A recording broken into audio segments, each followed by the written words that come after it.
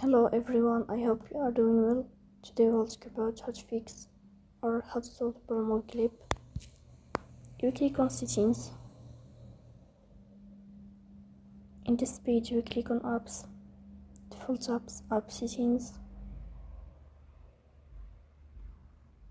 In this page here you will search about Glip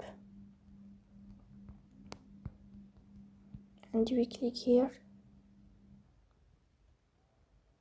In this page of app info you click on full stop and you click OK. Then we'll enter to storage.